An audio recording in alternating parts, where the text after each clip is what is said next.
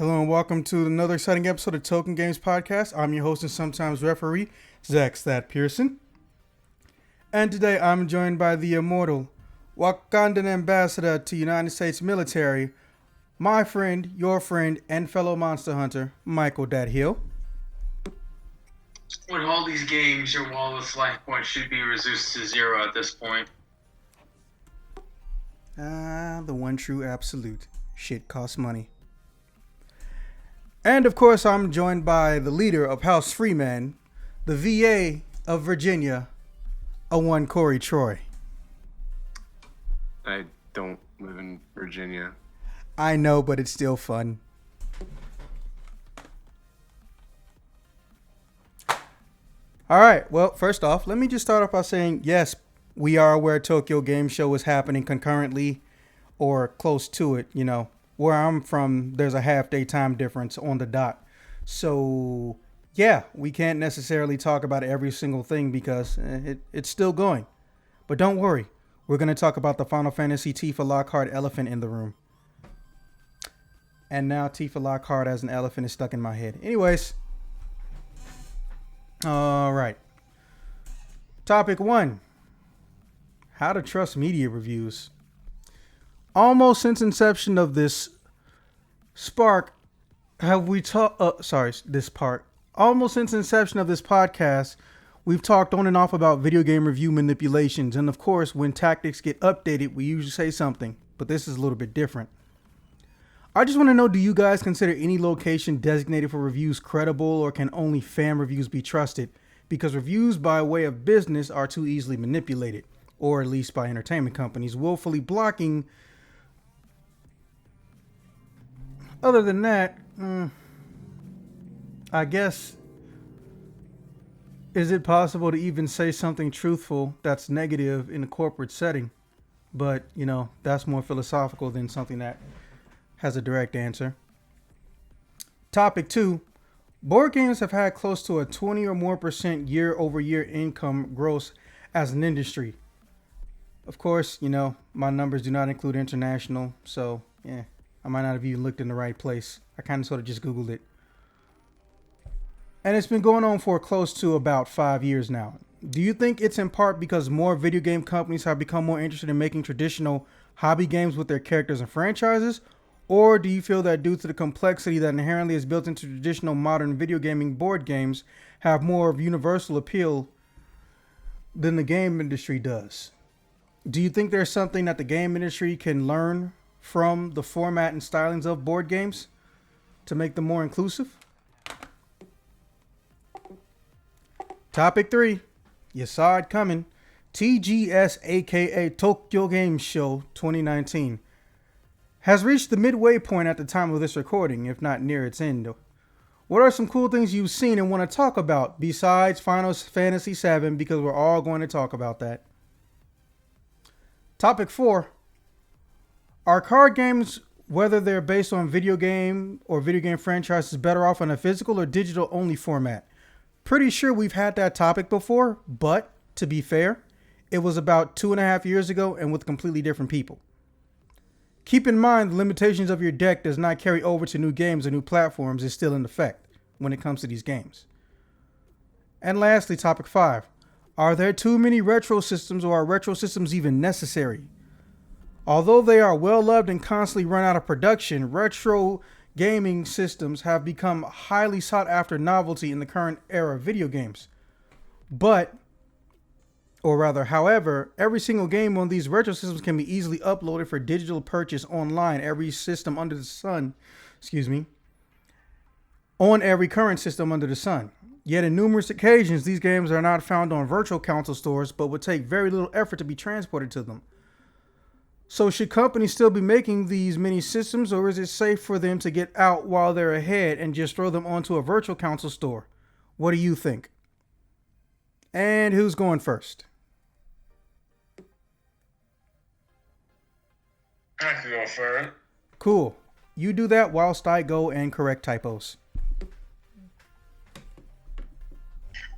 Number 1, it's kind of hard to say who would be a more credible type thing for reviewing, because 1, he asks the consumer to do it, and then they will have mad bias on what games they like, what they don't like, and then I imagine reviews, you gotta have like a blank slate, but then when you tell somebody to review, it's like, well, since it's not as good as Ocarina of Time, I can't give this game a solid 10 out of 10 because they have their own premise, what makes the game good. And then you give them a game or series they don't like to play, and they're just gonna shit on it. It's like, oh, I hate fucking Call of Duty because I hate FPSs. It's not a real game. Ooh, I hate Madden because if I want to play a sport, I'd go outside. Then, for a professional reviewer, everybody remembers the whole Cuphead fiasco of the dude couldn't jump and dash to get over the tutorial, and he sat there for a good... Damn, that was loud. Good forever.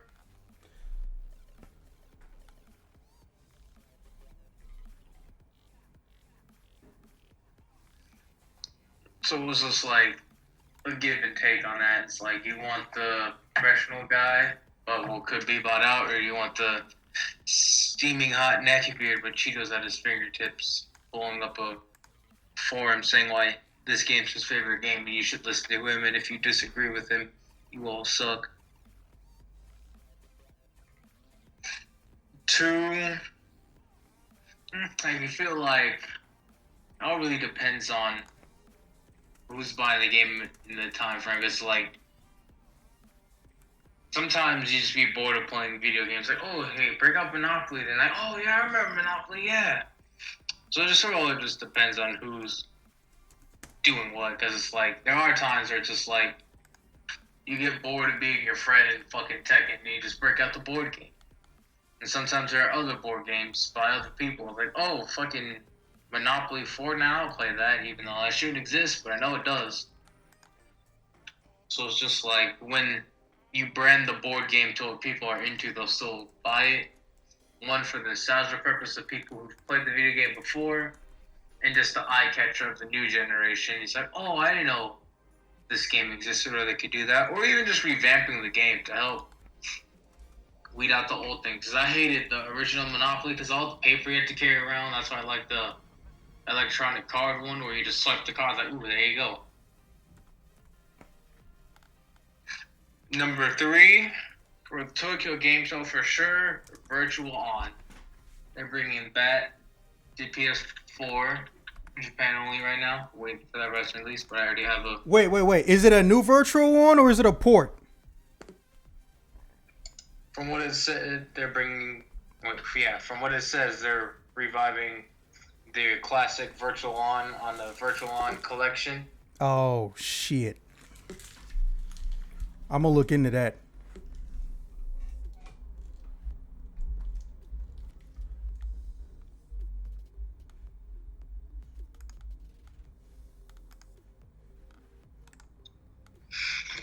Card games are... They're probably better on a physical format because you go to the online stores and you gotta...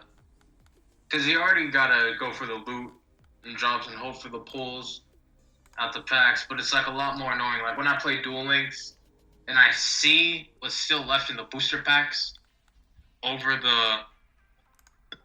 Excuse me. Over the regular cards you get, because it's always like your starter decks suck, and then you gotta go to the booster packs, and then their drops suck, so you gotta spend money to get better drops.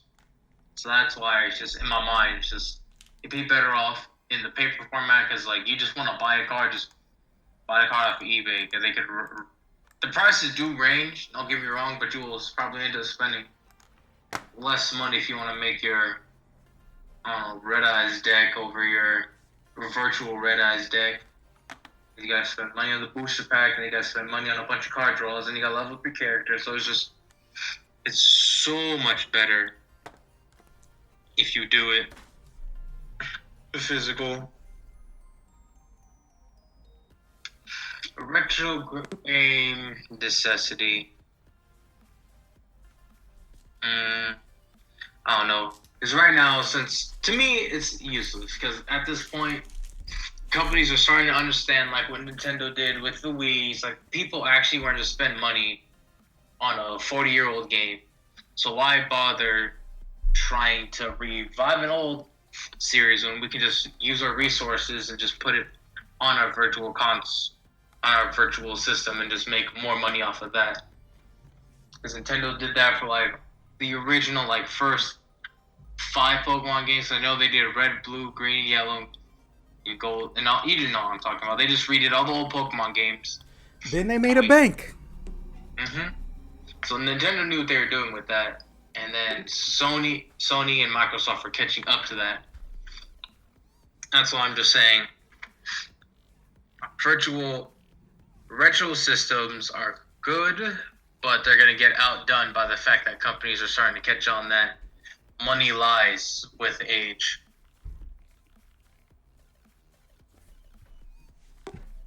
Interesting. All right, Corey, go ahead. Okay.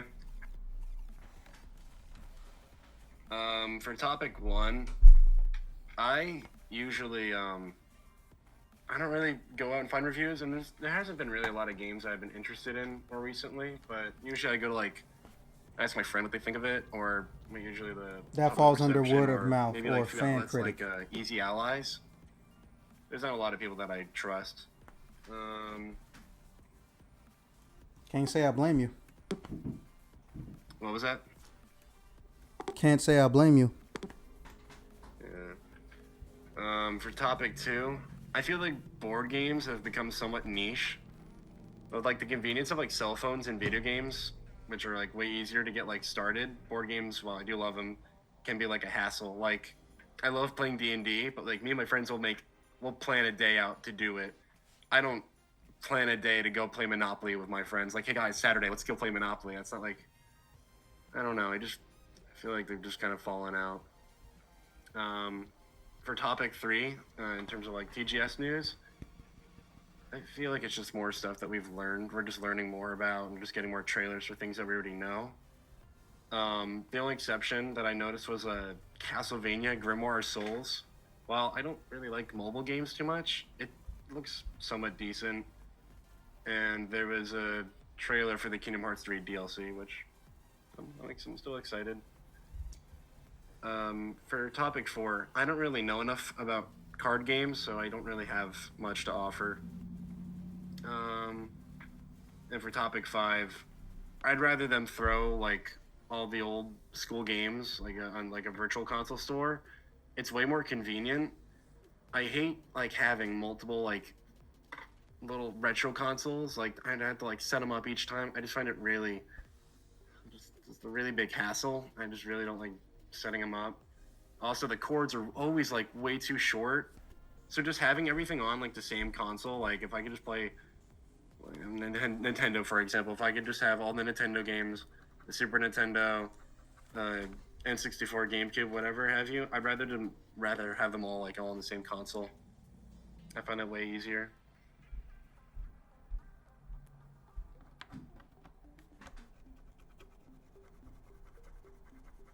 I didn't miss any topics, did I?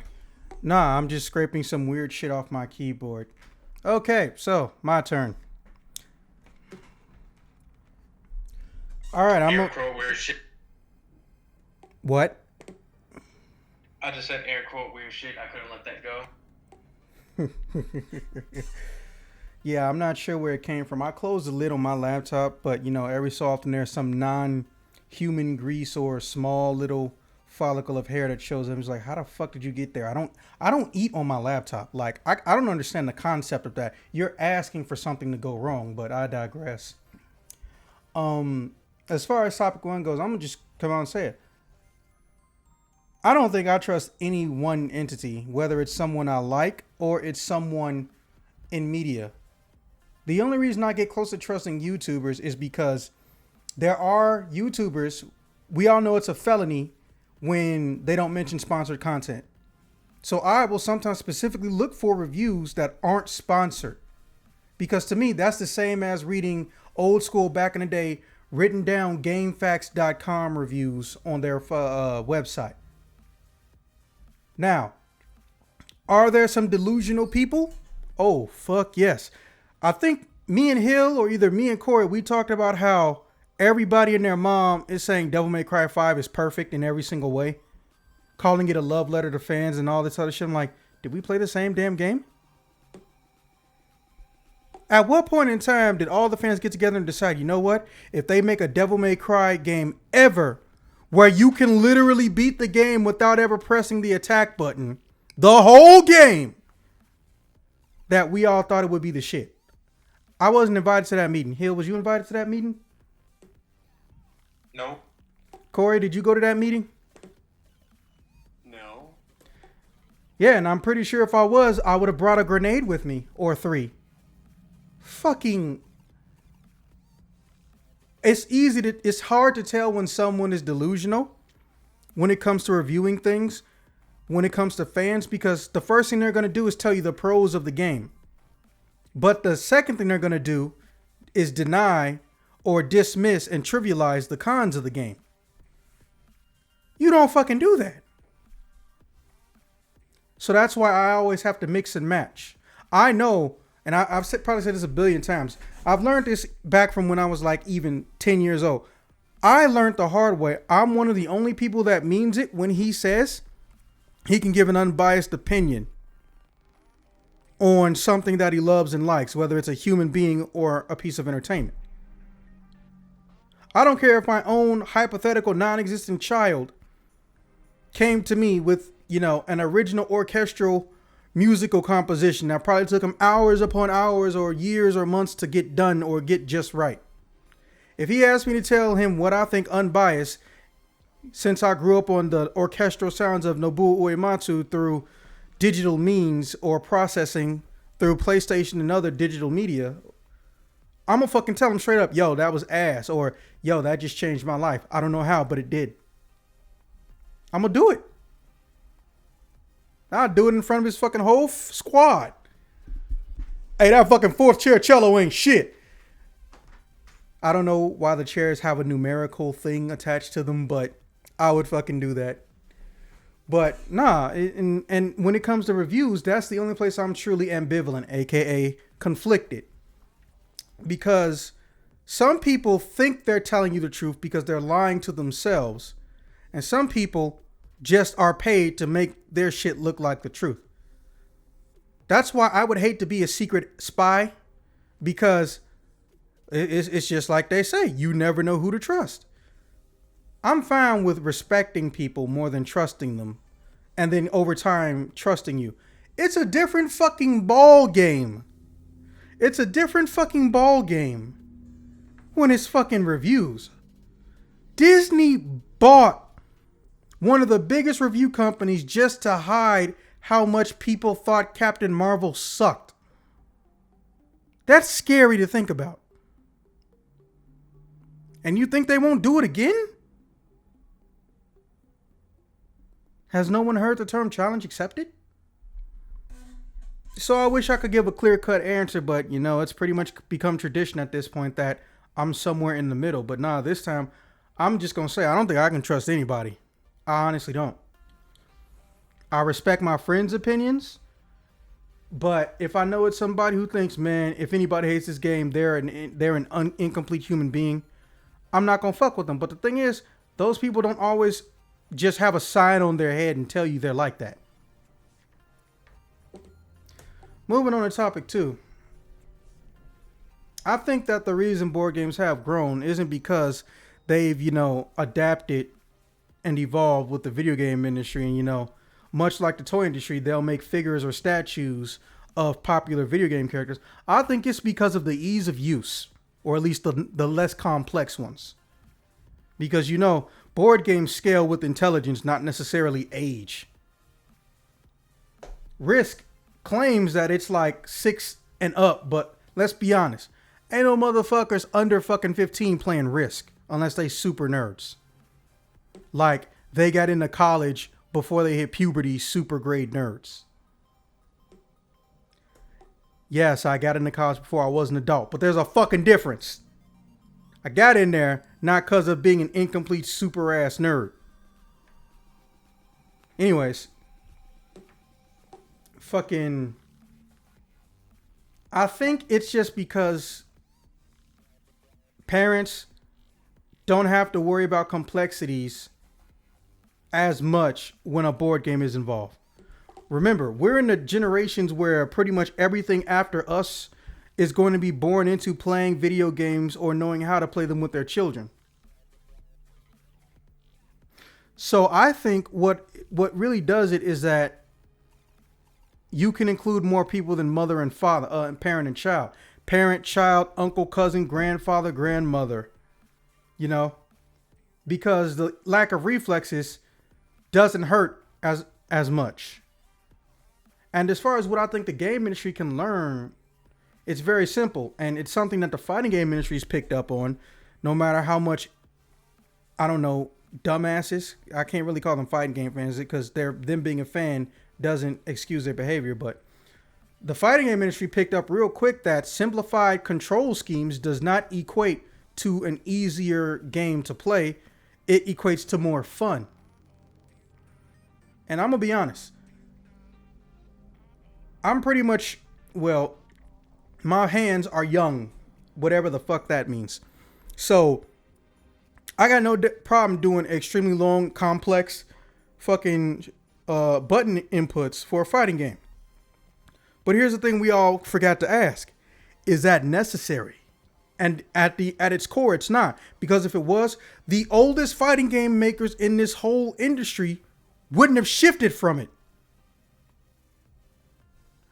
Look no further than Dragon Ball FighterZ, considered to be one of the best fighting games of this generation and last generation. Technically, generation started with Switch, so yeah. And everyone sat there, and I think me and Hill talked about this. Everyone kept whining about the fact that they tried to make sure that there was no commands for special moves went over 3 or 4 inputs, or if it did, it would be an action button, so you wouldn't see a dragon punch. Now, I don't know about you, Hill, but you and me, we play this game on and off, or if we see a DLC character, we pop back in. Has that ever fucking stopped you from enjoying the game? No. Oh no, my hand doesn't lock up or cramp after playing for like 20 or 30 minutes straight because A, I'm not on an arcade stick, which is arguably the controller design that was meant for the basic fighting game, or B, my hand's not cramping up because of blood flow issues because muscles in my hand are pressing up against veins and shit like that. No, the complexity was not necessary. But imagine if somebody did that to the rest of the video game industry, different genres and shit. That would be fun and interesting to watch because some games are inherently not that complex as far as button commands. What they do is they make the stages more complex, and it would add to the creativity of these designers who stagnate shit because literally they listen to corporate overlords. So they don't want to make a brand new game. They want people to slap a new paint job on an old ass piece of shit.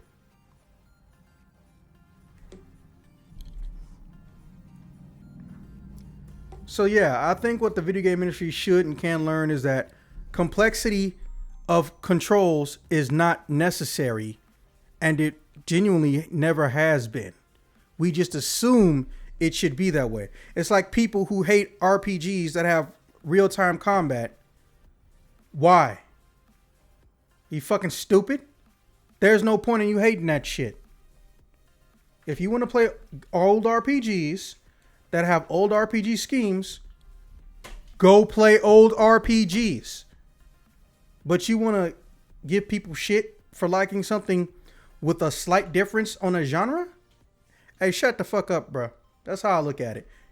The weird part to me is that it's not like I'm seeing old 40 and 50-year-old, damn near Generation 1 video gamers saying this shit. I'm seeing people my age and younger. I'm like, are you serious right now? Well, retro was better. It's easier to understand. It's like, motherfucker, what's your basis for this? Feelings or facts? But yeah, as far as topic 3, I'm just really sad And I'm going to pour a little bit of liquor out for my fellow No More Heroes 3 homies. Because there wasn't shit there. We didn't hear not one inkling of the words no more heroes. The entire convention so far. I have to use that asterisk of so far. Not a new trailer, nothing. I want to be angry and I sound angry, but I'm more sad and depressed and disappointed. Because we didn't hear shit at E3. We didn't hear shit at Gamescom, which is bigger than E3. And we haven't heard shit at the Japanese equivalent of E3.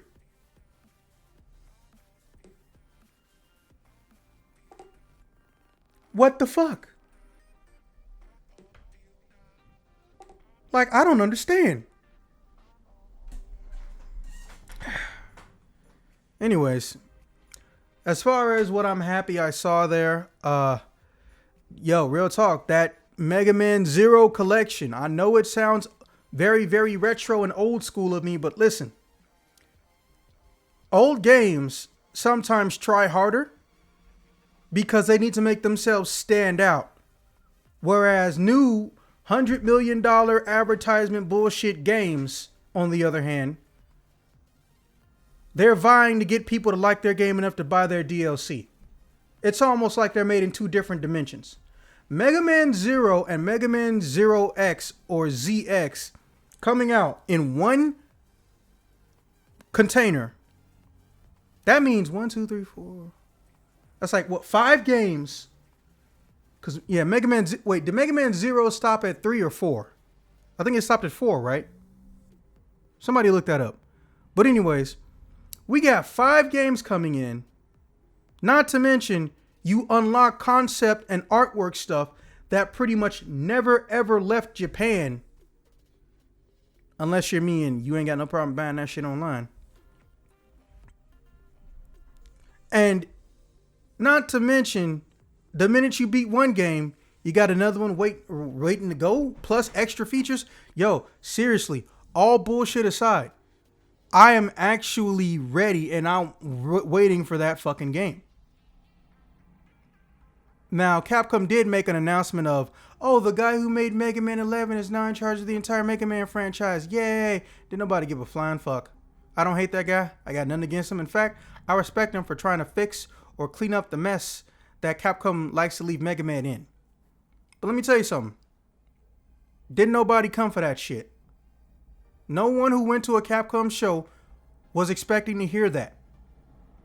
We wanted to hear the Mega Man X9, which apparently is secretly in production. We wanted to hear about Mega Man X9. We wanted to see the full story be explained of Mega Man. Just something. Something. You know? I didn't care about Death Stranding. I was actually kind of laughing my ass off because all my friends sat up there and told me that never played the game, never seen a full demonstration, that the combat and gameplay is going to be something different and unique. I was like, y'all motherfuckers know this is Hideo Kojima, right? The dude who couldn't finish his own fucking first action game, so it got canceled. Then he had to go make a Metal Gear action game, but he sucked at action so bad as a studio and a team that they had to outsource the entire game's combat system, with the exception of one feature.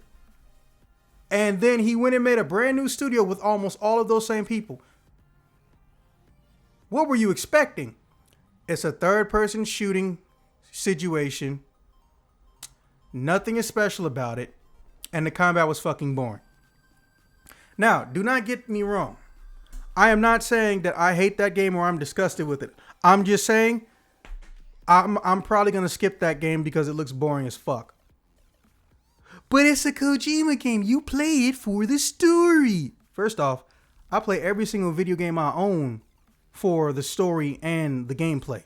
I do not separate the two. One is not allowed to suck and one is not allowed to rock individually.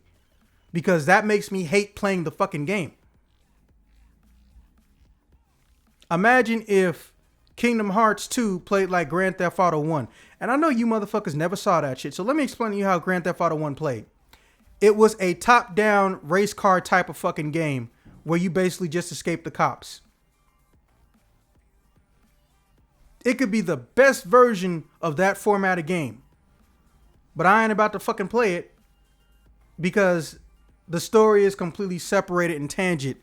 I don't know where the fuck I was going with this, but you get my point. Also, seriously, Grand Theft Auto 1 completely different. Anyways. Well, we all can't say, but we all know Final Fantasy VII, which we're going to talk about soon. Other than that, maybe, and I stress the term maybe I'm thinking about Yakuza 7 more. I don't know if you guys saw that, but they turned it into an action RPG. And it just looks fucking hilariously weird. But it also looks like it's trying to take itself seriously. And I hate to say it, but some of Japan's best games happen when they try to take hilarious shit seriously. So I think I might touch it. The summon looks really funny with the crab. Dude. There's a girl whose special attack is swinging her purse so hard it somehow dislocates your jaw damn near. That shit was hilarious. But you can tell they're taking it seriously. All right, what was the next question? Topic 4. Oh, yeah. All right, so here's a weird one. My answer for card games is the complete opposite of Hill's answer.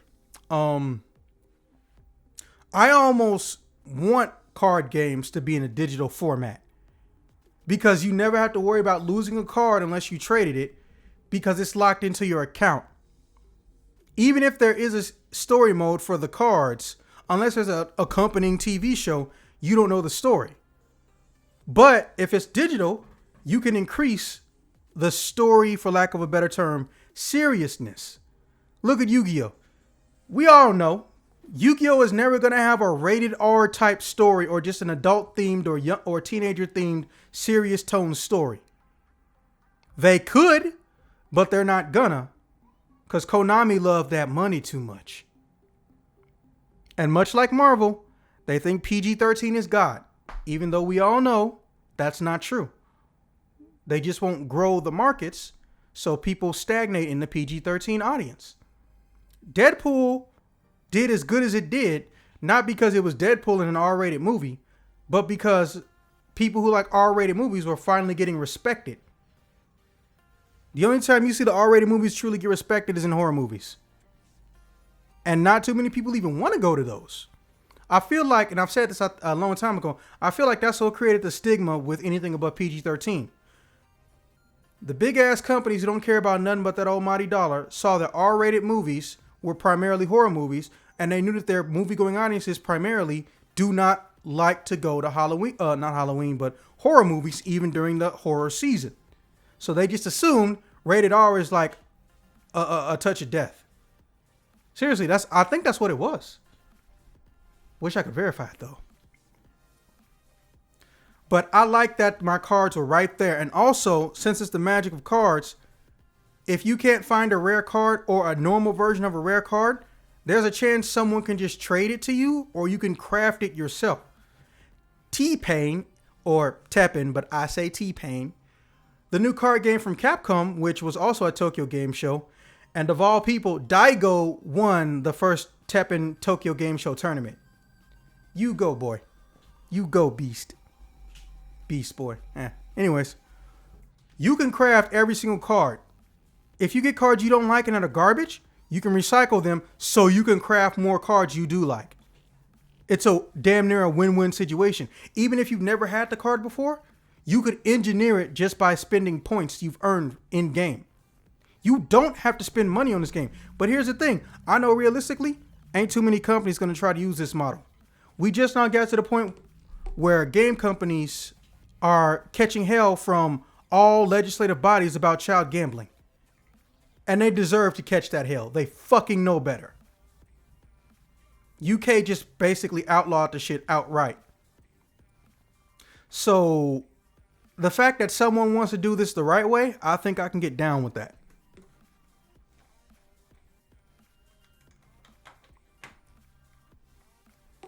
So yeah, I actually want to see card games pretty much be nothing but digital. Also, bullshit answer, it saves the trees.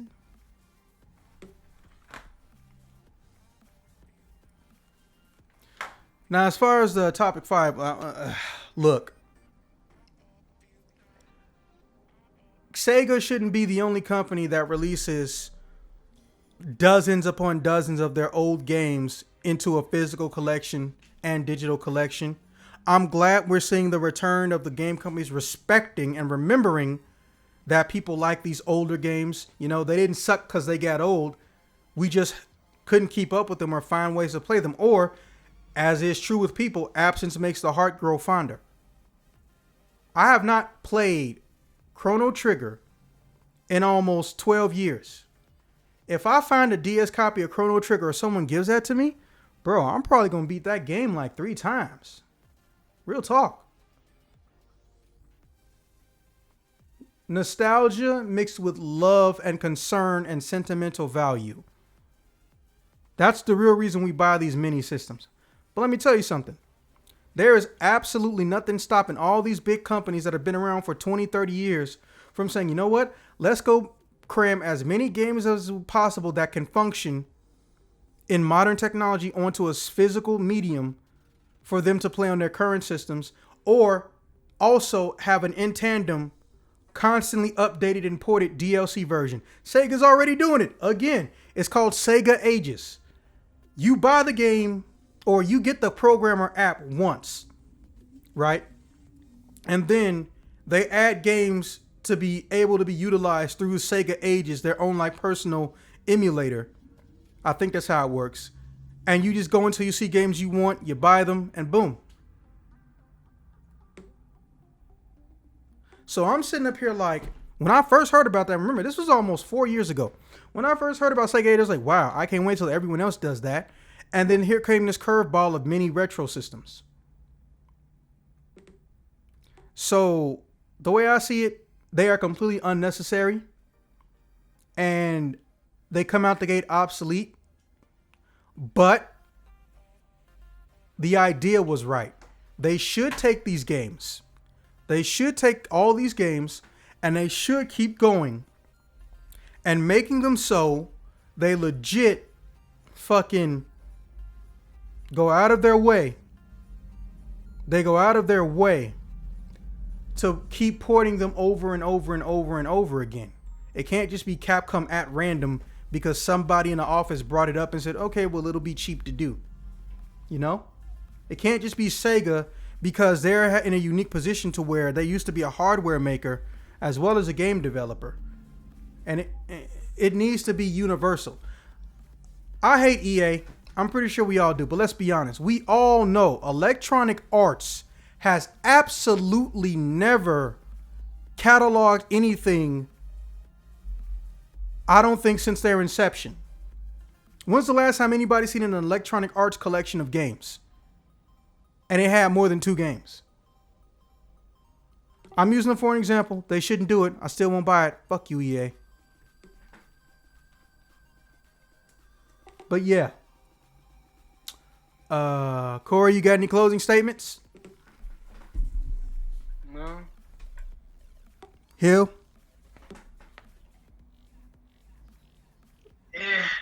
Right now, enjoy the games because next year you're gonna have another empty wall.